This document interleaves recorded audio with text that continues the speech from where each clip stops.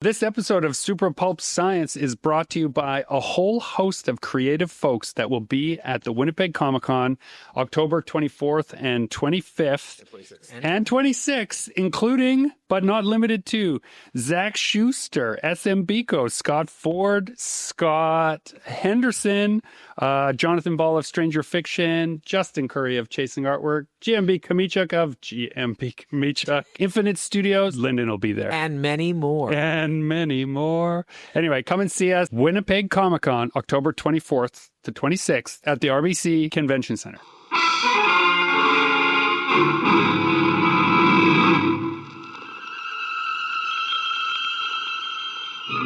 Attention, citizens. It's time for Super Pulp Science.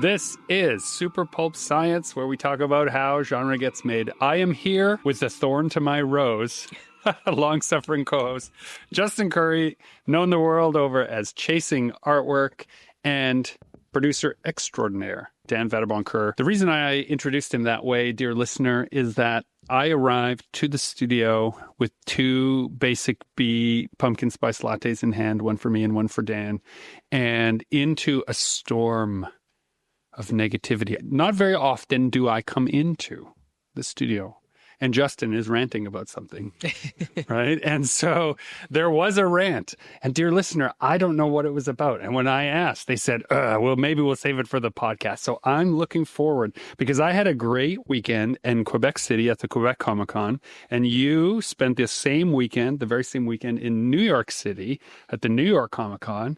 And I have nothing but love to share, and it feels like you might be the thorn to my rose. Less than that. Well, let's talk about Quebec Comic-Con first. We're going to start with the rose, because that's what draws you in. Yeah. The rose. The rosies. Quebec Comic-Con. 2-day event. 2-day event in Old Quebec City. Old Quebec is fast becoming one of my favorite Canadian cities to visit. Very old city. Very old. I will make this caveat. If you have any ambulatory restrictions whatsoever, the city does not care. The city does not care. If you are, if you're in a wheelchair or you have, like my father has a prosthetic leg, these people could not get around in that city. It's all hills. It's all staircases. It's all in Old Quebec for sure. It's just built in a time where that was not thought of or really considered, and they've just continued to build on that foundation. So that's my one warning. But if you would like to go to a city where at any turn it feels like a Victorian era vampire will for sure swoop from the shadows and devour you, that is the city. Like, my imagination is just revs up in that city. I love it. I go walking literally for hours. Every day I was there. I was there from Thursday till Tuesday, and every day I was there, I would go walking for hours through Old Quebec City to some neighborhoods that I probably should not have been wandering in, but I couldn't help myself because I would just follow the graffiti till it got cooler and stranger. Yeah, absolutely love it. The show was marvelous, run by the same people. I've sent proxies to Quebec before, but I've never been able to go myself. It always conflicted with New York. So I was always in New York, and I've always wanted to go to Quebec. But for like the dear listener who maybe does a couple conventions, can you compare it size and scope wise to another show in Canada? Edmonton? Yeah, similar to Edmonton. Yeah. But it's only 2 days. It's a 2-day It's only a 2-day show, and it's probably a bit smaller than Edmonton. It's quite a small, the show floor is, it's not a big event, but it's grown every single year, and the organizers are the same people who run the Montreal show, the Ottawa show, and the Winnipeg show, and that's why it was on my radar. Yeah. Great crew of people, so I just was willing to give it a shot all those years ago. Fell in love with the city, and then so I told myself, well, I'm gonna start making Quebec City like a work vacation. Like, I'll go and I'll be there for the show, but then I'll also take in a part of Canada that I wouldn't normally see. As a pure frightened little Anglophone, I often don't explore the French parts of my own great nation.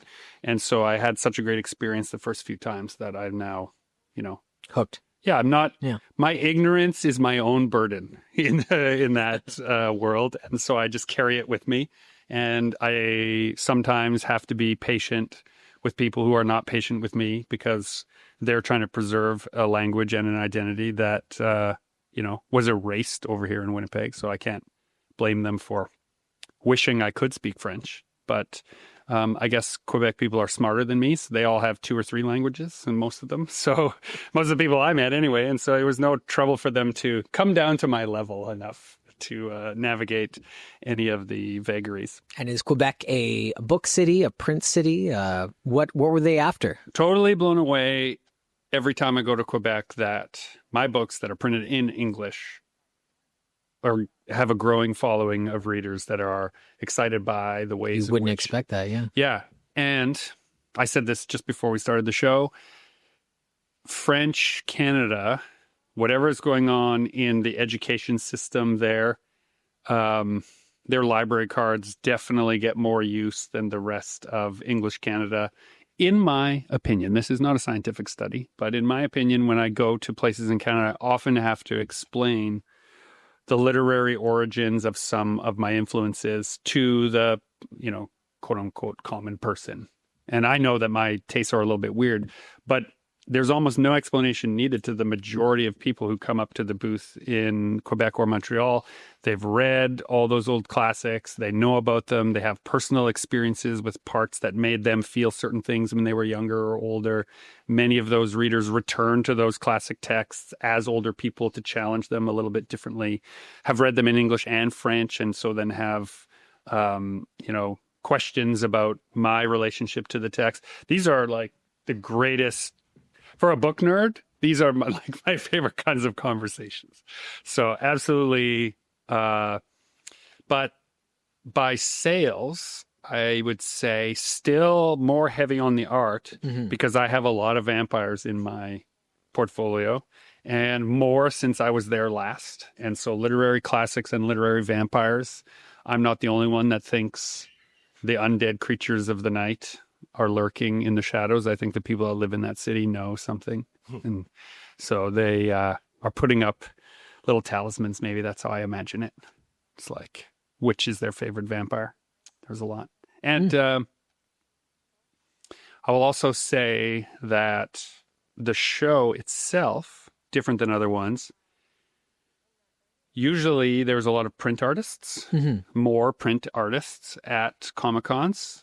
Not that many at this one. And so it's a smaller show, so probably less people are traveling from other cities to get there. So you don't have kind of the regular group of print artists that we see at a lot of our shows going to Quebec. And Quebec is hard to reach from Western Canada. Oh, the flights. Yeah, because you have to fly either to Ottawa or Montreal and then take a tiny little prop plane from there to... And Quebec is a big city with, on any given day, some Quebec people were telling me, Quebecers, I don't know, what do you say? Quebecers were telling me that 5 or 6 at this time of year, 5 or 6 huge cruise ships bringing 5 or 6,000 international tourists will arrive in the ports every day.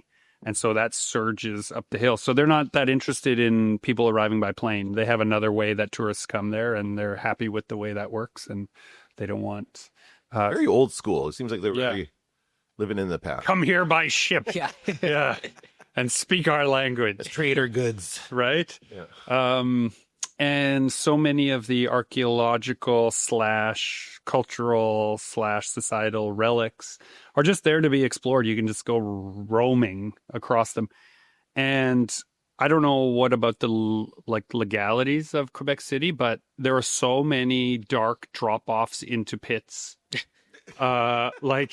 If you were just wandering in the dim twilight, there are a lot of places where you could take a misstep and die in old Quebec City, for sure. I found so many places where a tiny little sign, 3 inches by 3 inches in French, is warning you that there's no more staircase and it's just like a drop of 30 meters, right? And that's it. Just a little placard, real small and dirty. And often someone has put a sticker, like a slap over it. And so it's just death awaiting you in the shadows. But then also you turn one other street over and it's just thousands of tourists, being sold overpriced maple syrup. You a dead meat slime bag. Yo, man, it's cool. It's cool, man. It's cool. Monday, I stayed over because I was meeting with some people who I had originally met in Montreal last year who are interested in having me do some production design for a film of theirs. And so that was a really nice setting to do that. They traveled from far to come and see me, and we Did they get to see you at the show or afterwards? Afterwards. Oh. They came after, and then as a result of meeting with them, they knew an artist whose name escapes me, but she had a exhibit at the, I don't know any of the French names properly. So it's the Museum of Civilization in Quebec City. And there was an exhibit there called Finding Refuge Finding Refuge. And it was a audio installation of a refugee from a part of the world near Bangladesh that had fled that part of the world, come here, and you could explore all the exhibits with this audio setup. So wherever you were standing, there was a different story in their own voice telling you what the things were, and it was quite arresting and powerful. So I just had the greatest time in Quebec. Oh, good. I'm glad you had such a good time. Yeah. I feel like we've sniffed the rose enough. Yeah. I want to tip the leaf up and look at the thorn. Yeah. Tell me about New York. I had a good trip with my brother. I went with my little brother. That was fun. James. Yeah.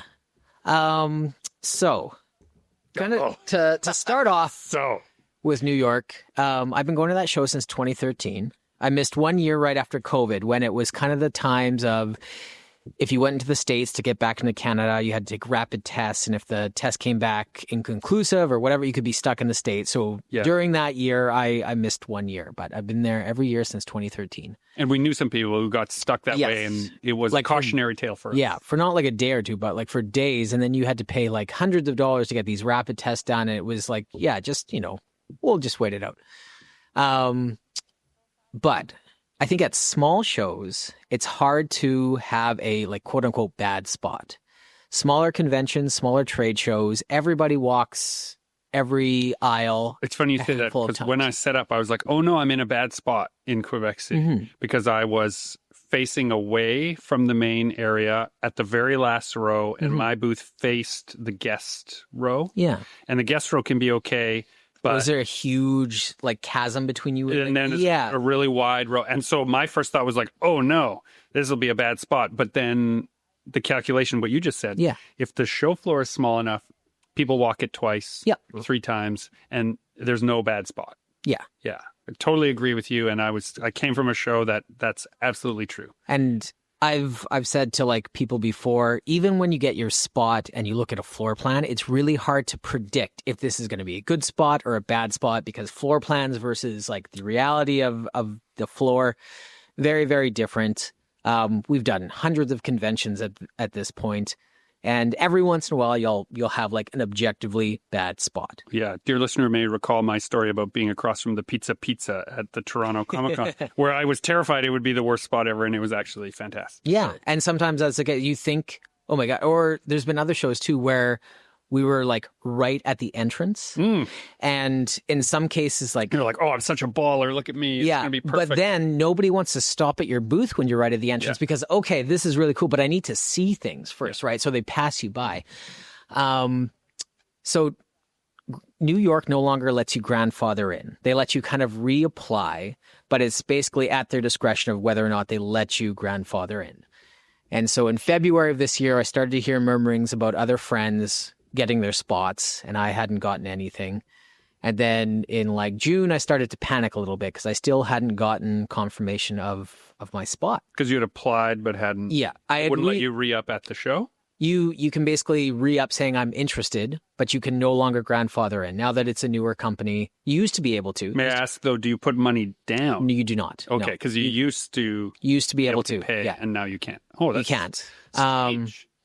So why would they do that? It's like it's like a no interest loan for them to take that money from. I think because it's such a big show and there's such huge demand that they like being able to really control things, and having people grandfather in loses them.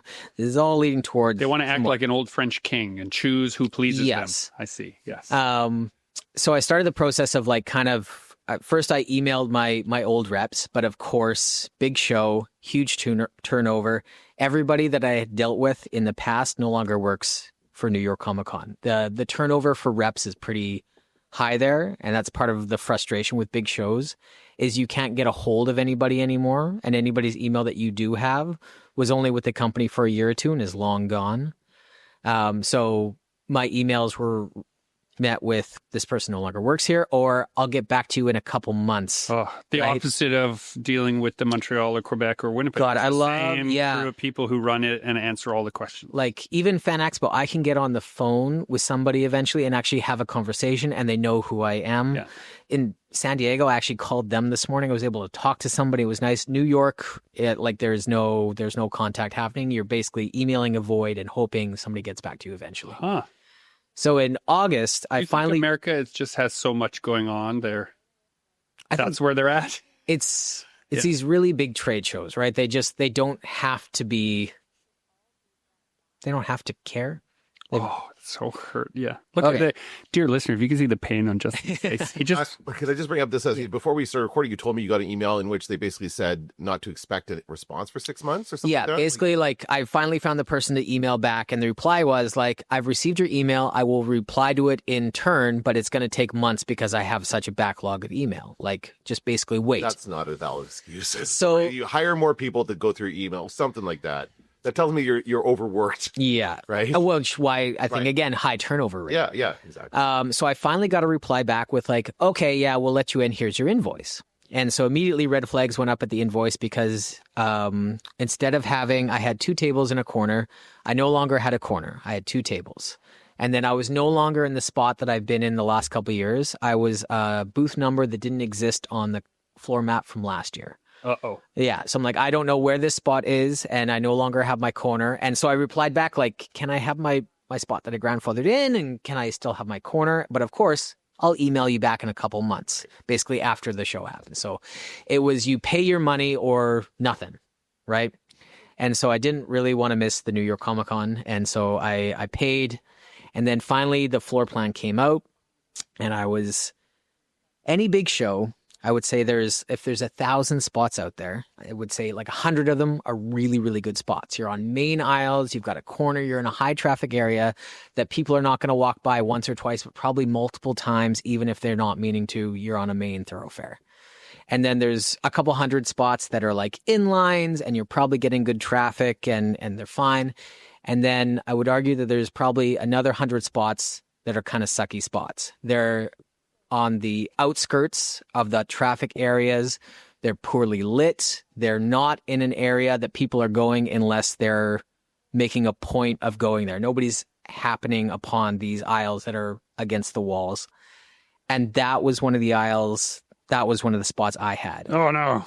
I was facing a blank gray wall, and the lighting was in such a way that I was probably about 40% darker than the rest of the floor. And because it's an American show, I do not bring lighting hardware with me. And by the time I got there, had I wanted to rent lights or purchase lights, then I'd have to buy electricity, which from the New York Convention Center is $1,000. It was $400 USD to rent electricity. So I started off in kind of a sour mood, right? I'd been there's nobody to talk to. There's no loyalty for your loyalty. So then I started hearing from 2013 till now, nobody knows how much energy you've put into making the trip there. Yeah. Not that it's their job to know, but there should be some loyalty to the people who have poured money and time into the event that. Those people are long gone. Yeah. They were with the company when it was a different company years ago. That's true.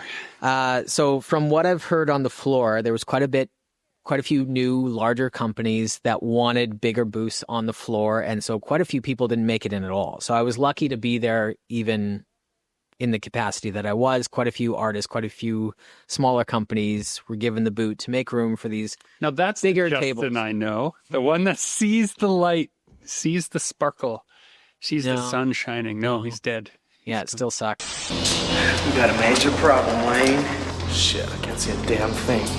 not only was it kind of like a big hit from like what I was able to do last year, but I was in a dark alley staring at a gray wall for 4 days. Ugh. And most of my interactions were people who were like, oh, here's where you are. Like, oh, why are you over here? Like people just, yeah, either having to find me from like what I was posting online to like directly like seek me out, or accidentally finding me, but like just everybody kind of like feeling sorry for where we were, like just didn't help things. Do you think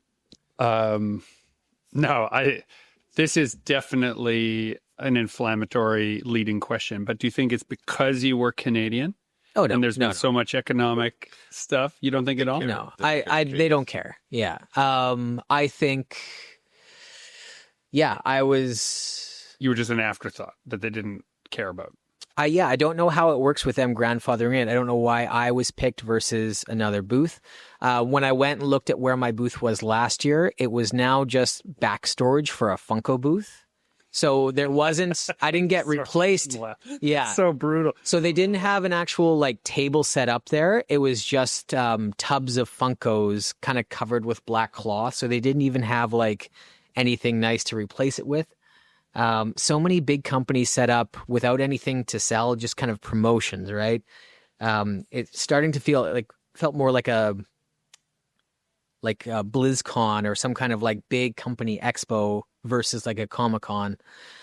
So lots and lots of big company booths that are just there to give away free stuff and collect your information. Like, get this for free.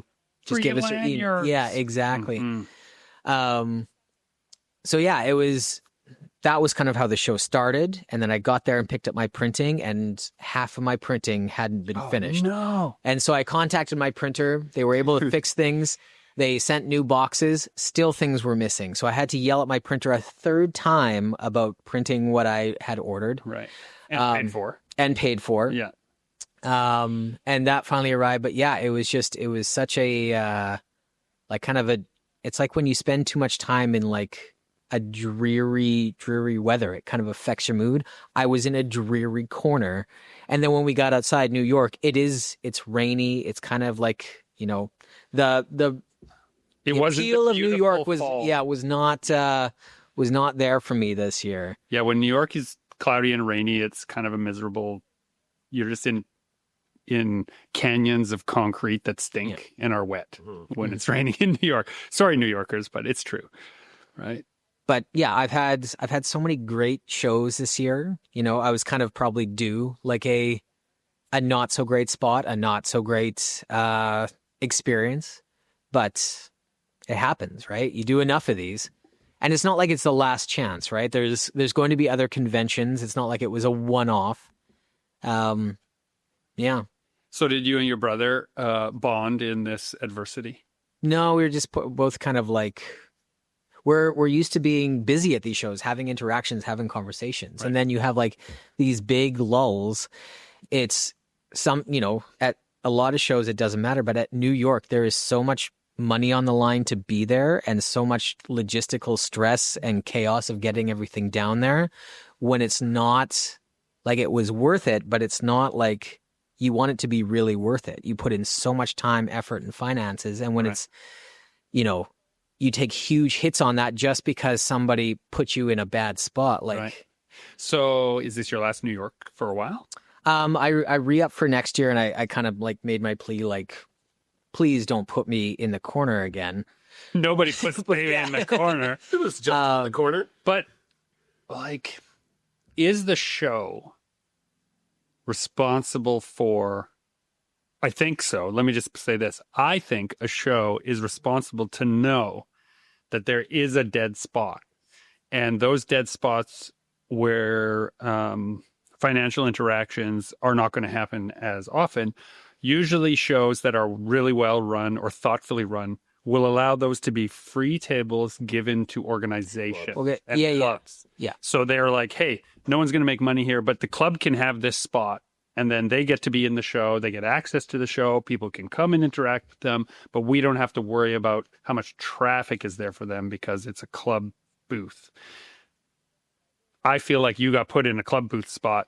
So I think, and last year as well, there used to be tables along the wall and then the tables facing the wall. So there was tables on either side. They got rid of all the tables facing the wall or along the wall and just had the tables facing that's the wall. brutal. Yeah. So, and the lighting was such an issue. Like, again, I was kind of scrambling to figure out if there was anything I could do. But if you're a big convention center, you're putting people in a like noticeably darker area. Maybe give them discounts to get electricity so they can light their booths properly. Just being in the overcast weekend. Maybe really, you should have got a little table, thrown a nice little tablecloth on it with some candles, right? Really leaned in. I did. I would have brought the fire marshal, but then you would have had some people at the booth.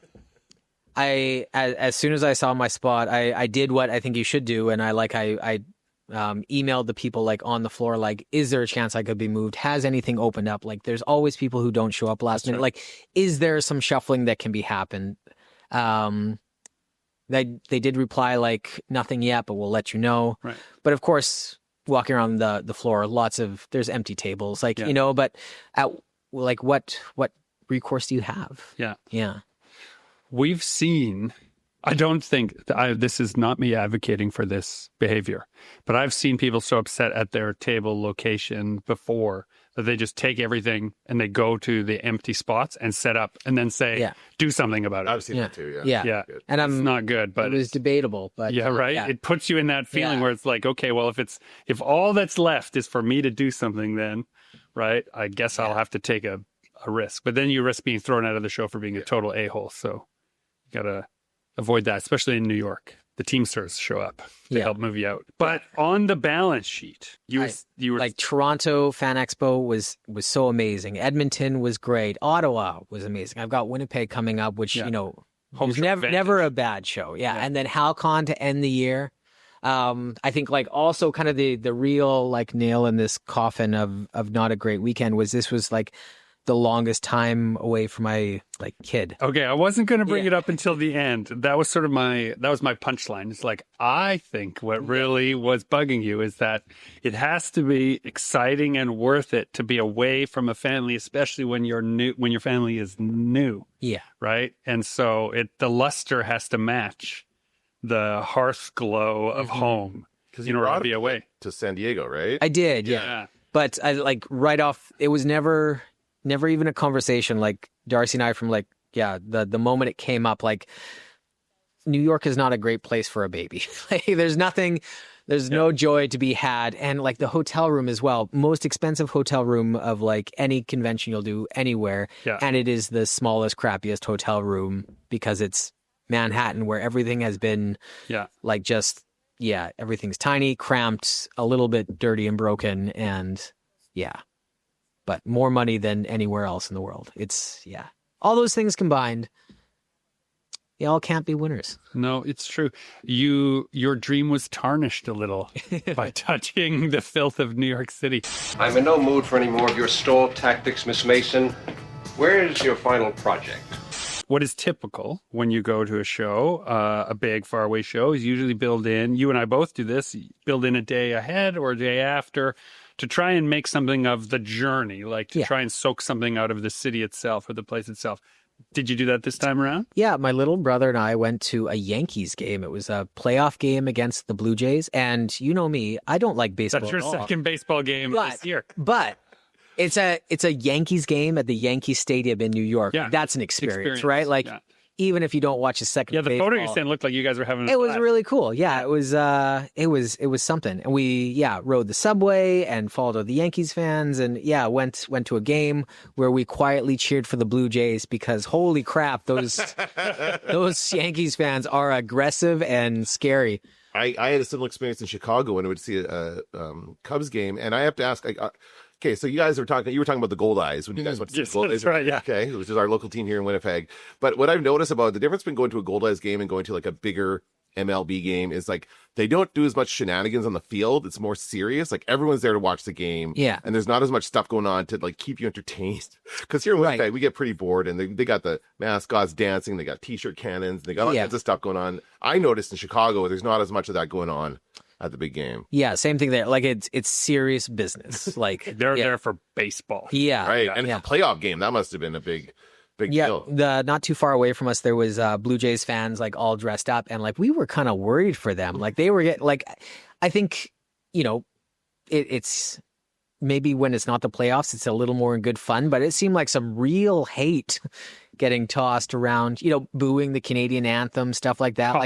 It's Probably happening here too, though. yeah. I mean, it goes both ways, but yeah, it was an experience. So you didn't get any fun. Blue Jays merch to wear while you were there? And again, I don't watch baseball ever. I didn't know who was playing. It was just we were there. We had time. Like my little brother wanted to go see it, and I'm like, yeah, that you know what? I wouldn't say no to seeing a game of that like category of that, like the league. So that was an experience.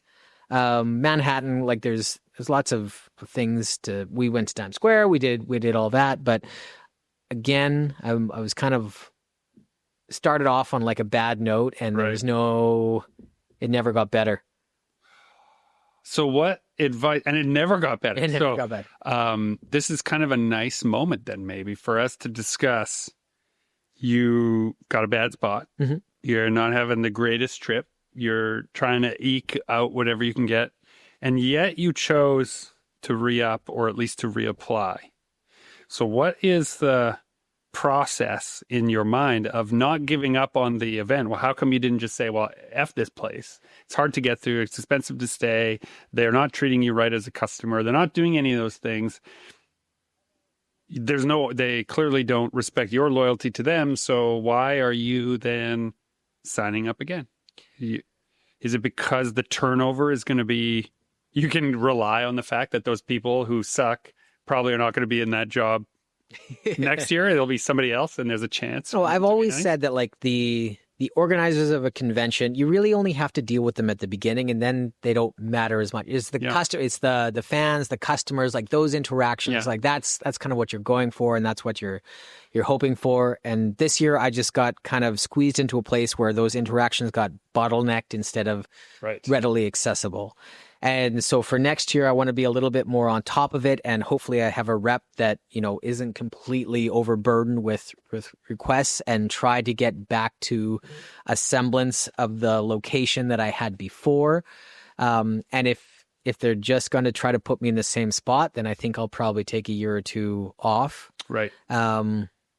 Yeah, I like to tell people when they're applying for conventions, or if they can't get into a convention, when you're emailing these people, like have pictures of your booth and explain to them like why you're different than every other booth on the floor, what makes you special.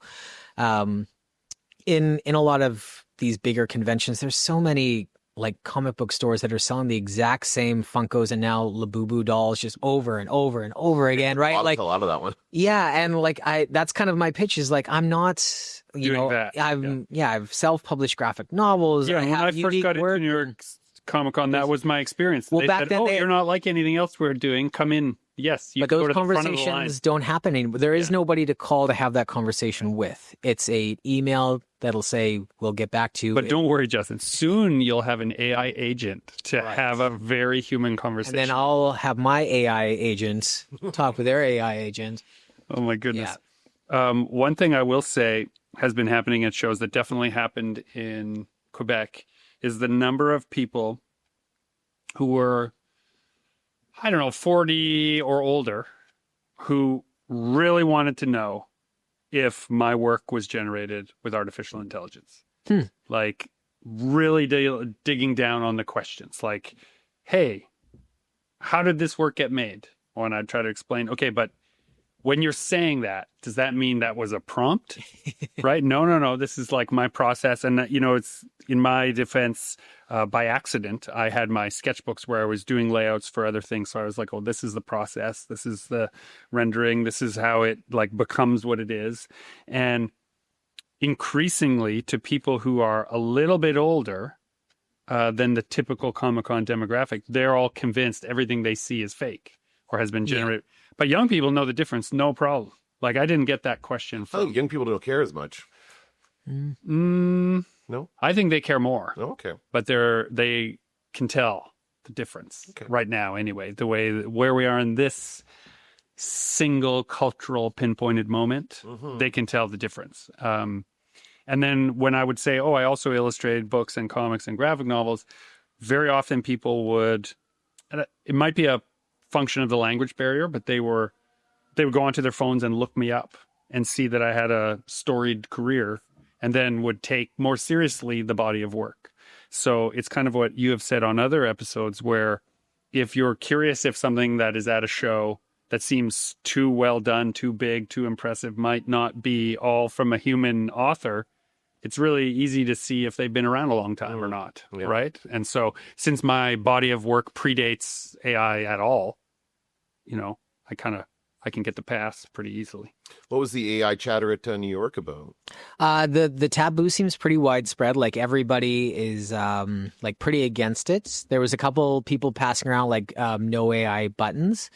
I had somebody from a very big company that you would definitely recognize the name of, that almost like sheepishly asked me if I'd be interested in selling my portfolio to help train their AI to do work. And he knew this was a gross question as he was asking it, but he's like, "It's my job. This is what I'm here to do. And like, would you?" And I know, no. But I am in deal. At least he's asking. Yeah. At least they're asking and not just taking. Yeah. So, okay, well, I'm going to separate my disgust of that interaction and try to put that aside for a moment and try to have a constructive conversation on the topic, which is, how is that different than someone asking you for a commission? If they're going to pay you for your time. Well, commission's a one-off. This is in perpetuity until long after you're dead. We have access to kind of talent. By the law, if I commission you for a piece, which you then sell to me I am the owner of that piece and can do with it as I will. Mm-hmm. That is how copyright law works. I paid for it. It's mine now. So if I want to put it on other things, I can. You don't get to say no. And this is why so many of these great works of art by living artists now, Jock's big one with the Joker made of little bats is a good one. It's sold for hundreds of thousands of dollars, many hundreds of thousands of dollars, from a private collector who bought it from him for hundreds of dollars, right? And that's their prerogative to do so. So what is the difference now if a company asks your permission, pays you what you ask, and then makes hundreds of thousands of dollars off of it? What is Gregory has a lot of things to say about there is differences, but I'm trying to have a constructive conversation here. What would be the difference? Isn't that the same? At least they're asking, like you said, Dan, and they're willing to pay for it. They're kind of undermining your value. Like, we want to buy your work so we don't ever need you and you can go die. This is what it is. Yeah. Like, we want to basically copy what you can do and use it for ourselves. We don't want to pay you for what you're worth, but we want to be able to copy what you've done and recreate it and something over and over and over. Yeah, they're like, we want a chunk of your soul. There's something very It's an old video I remember watching you way back when it came to learning about how to work with clients and how it was kind of more aimed at an agency kind of a situation where they would meet with a client and how they want their creative ideas ahead of time. And the analogy was going to a restaurant and ordering hamburger for the price of steak. It's it's the same meat. It's the same thing. Right. I'm sorry, no, we can't do that, sir. Okay, well, I'm going to need you to show me how you make it so that I can do it myself in-house next time. And that's pretty much they're you go to a restaurant, ask them to show you how they make the food so that you can just do it yourself and you don't have to go to the restaurant anymore. Right. That's what they'll be doing is they'll be able to train their AI will be able to replicate your work so they don't need you anymore. Yeah. Take a closer look, Charles. I want to make sure I've labeled all my organs correctly. There's a corporate element to this. I've got a client that can only be described as a corporate client right now that's interested in having me do some work for them. And they asked that I give them all the raw elements of the artwork, not to train their AI, but to give to their graphic designer to then make stuff. And I said, no, simply don't do that. So if you'd like to work with a different person, that's fine. And what they're likely wanting to do with that is take sections of it and include it with some typography to make some ads and stuff like that. Right. They want to want to be able to like just grab certain elements of the piece instead. That's right. And they want it to, and in their defense, they want it to fit the branding that they have designed. But the work I'm doing for them is separate from that and was introduced to me as separate from that. I was told I had creative control over it. And so my most recent correspondence with them is like, no. And part of it was I delivered an invoice that listed my graphic design work. And they said, well, we have an in-house designer, so please take that off of your invoice and give us the stuff and we'll have our person do that. And I had to say to them, like, well, I don't do that. So if you'd rather work with someone else, then fine. You know, like there are other ships in the ocean and I'll hitch a ride with them. But you came to me. Mm-hmm. So if you want what I do, these are the conditions that you have to work under. And you can send me all your logos and I'm happy to include them in the work the way I want to, because that was the brief. I am in charge creatively. Mm-hmm. And so if you don't like that, that's fine. Now, we're also reaching the point where I've done enough correspondence that I feel I need to bill them for how much time I've wasted just clarifying the details. That was always of the project. worst part of client work is like, the hours and hours of back and forthing with nothing getting done. Yeah, it's absolutely. And how do you bill that? Well, so to that point, dear listener, what I did was I listed when they said, could you remove this element, this byline? And I said, well, no, I can't because you've already spent some of it in these correspondences. Mm-hmm. This is what I bill that for, is all this wasted time is you're paying me for it.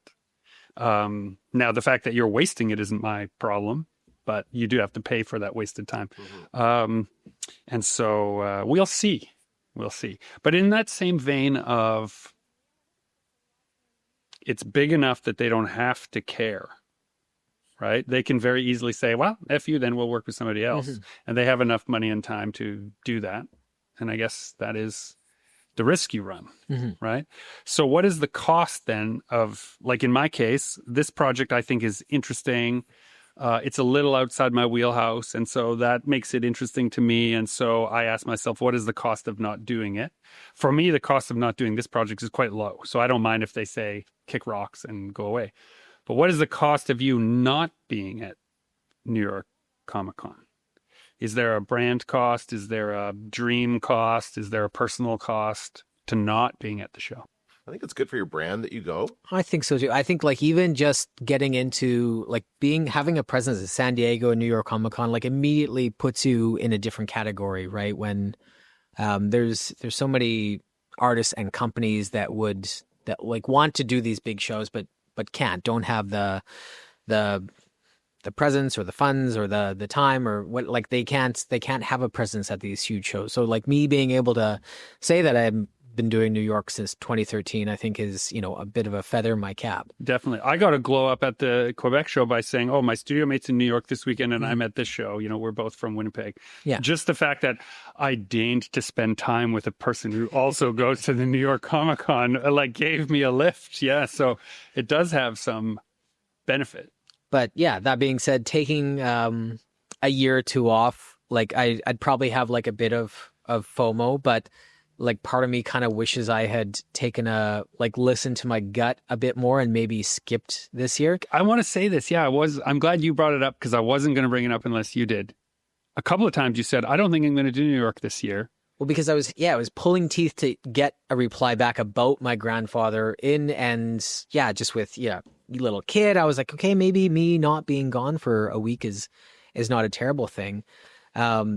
It is once you give up a spot at these shows, it's hard to get back in. But that's my question. You're worried about not getting back in.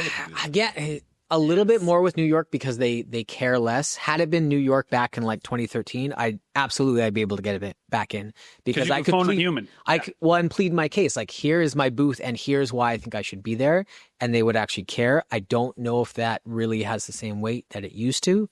And I just want to unpack something for the dear listener. When Justin's saying, here's my booth, it'll be a photo of the typical setup. Usually you try to get that photo when the booth is busy so they can see how much space you need. But you would also accompany that with a list of clients that you have worked with that make it obvious to the showrunner that you are someone of broader interest than just the individual work. So in your case, you had Blizzard and on all these other companies, I can't think of them all now, but you probably could, that you've Netflix worked. and Disney and McDonald's. There you go, right? That you've worked with in the past. And so you would include that also in that. So, dear listener, if you're trying to figure out what to include in that, you would, notable clients, you'd include it in the little brief description of why you think it's important. Or if you've had any media attention related to that specific fandom, include that in the bio, to just let them know that you are a value add to the show. That's the point here. It's not to say like I'm so special, but customers will be happy I was there, and the show wants people to pay to come into it. And so if you're advertising that you are at the show, it helps make their ticket sales worth it. That's the framing device for why you have this correspondence with the showrunner. It's just important that it's not just like, I want a better booth. That's not the tone of your email, but like we don't pay a ton of attention to the vendor's booth, but like at New York, there are hundreds of booths that like to me look exactly the same. They're selling Funkos and they're selling like generic comic book store kind of stuff. It looks like they are all ordering from the exact same catalog and they all have the same booth set up. They all have the same mystery boxes. They're just varying sizes of booth. I would be unsurprised to discover that semi-trailers full of Diamond's overstock that is currently in dispute right now because the major distributor of comics in North America has declared bankruptcy and they are repositioning, and they claimed a bunch of stock from publishers and said, no, this is ours.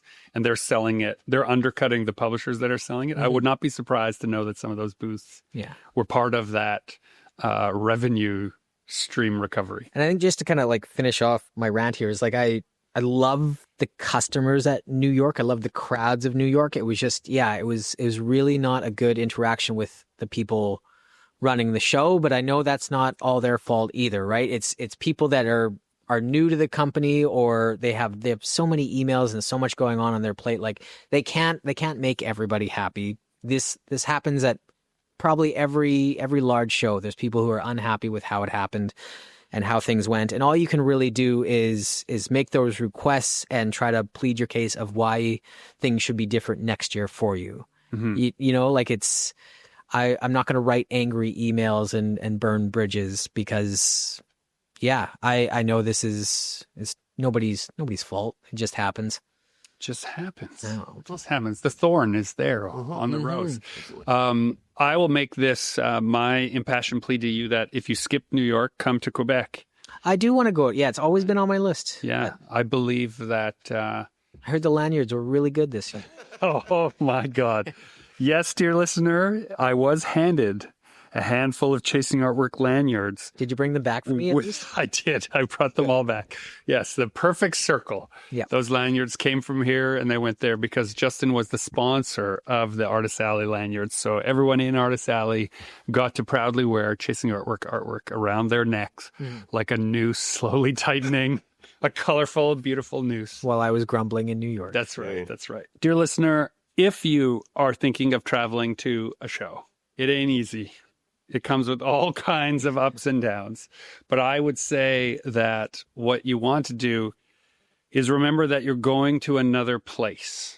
You're not trying to make your experience all about you in this other place. You have taken up stakes, put them in your wheelie suitcases, and you've trundled your way to a different culture and society. Even if you go 100 miles from where you're living now, it's a different place. And so you're going to have to treat it differently than where you're from. And New York is a totally different world than Winnipeg. Quebec City is a totally different world than Winnipeg. And sometimes your dice come up, sixes, and sometimes it comes up ones. And, but you got to roll those dice if you're going to see how it turns out. This has been Super Pulp Science. I am GMP Komichuk, encouraging you to join the fight and make comics.